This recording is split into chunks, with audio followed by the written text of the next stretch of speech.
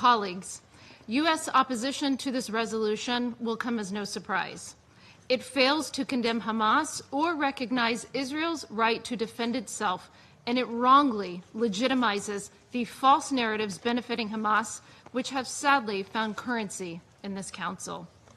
Council members ignored when the United States made clear that this resolution was unacceptable.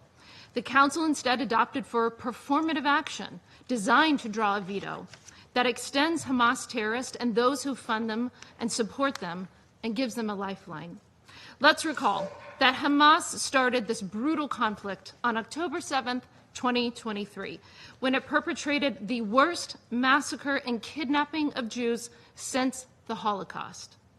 To the approval of its supporters who took to the streets on October 8th to praise what Hamas had done, Hamas promises to repeat October 7th.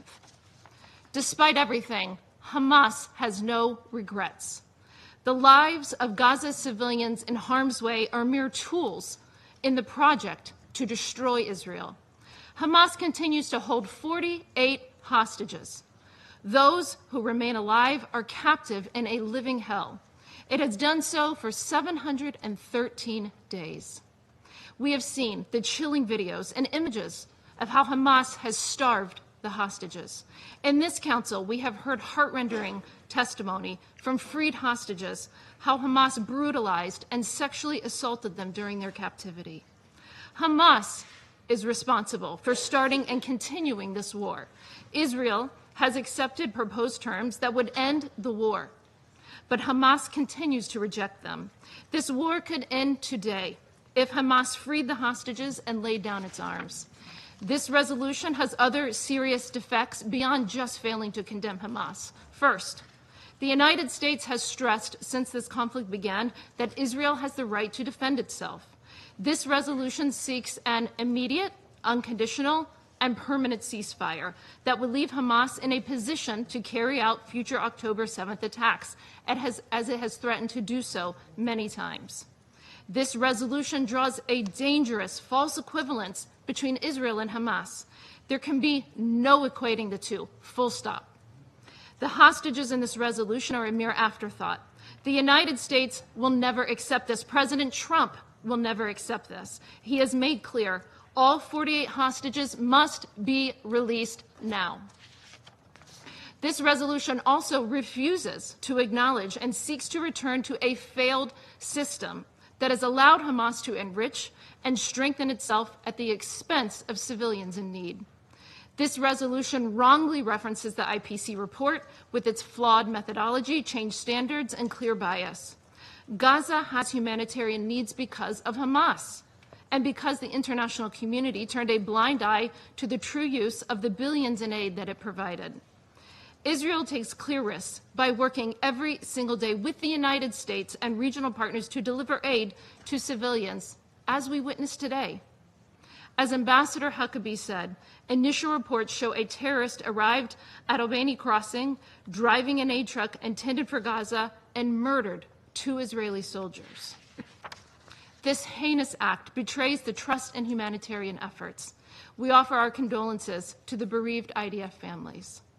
This resolution fails to recognize the reality on the ground that there has been a meaningful increase in the flow of humanitarian aid. However, the UN's own data shows that approximately 85% of UN aid sent to Gaza since May 19th has been intercepted. We must ensure that this aid reaches the civilians who need it, rather than sustaining the Hamas terrorists. The Gaza Humanitarian Foundation, the GHF, supports that goal, delivering over 167 million meals to date to those in need, rather than to Hamas. GHF works well, and it is untainted by the extreme failure of other organizations at the UN. The UN and the Council members should support the GHF and other mechanisms, including airdrops by Jordan, the UAE, and international partners facilitating deliveries of food and other supplies into Gaza.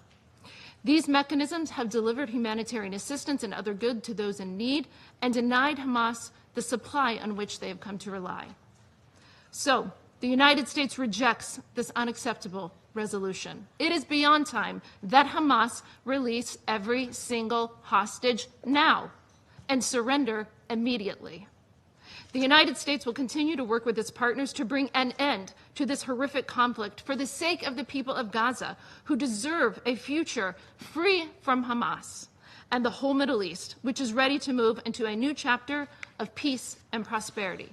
For these reasons, the United States of America will vote against the draft resolution and urges delegations to join us in voting against it. Those in favor of the draft resolution contained in document S/2025/583, please raise their hand.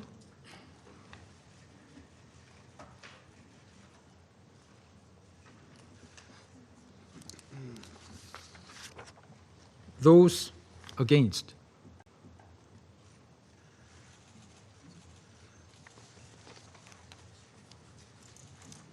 The result of the voting is as follows: 14 votes in favor, 1 votes against, 0 abstentions.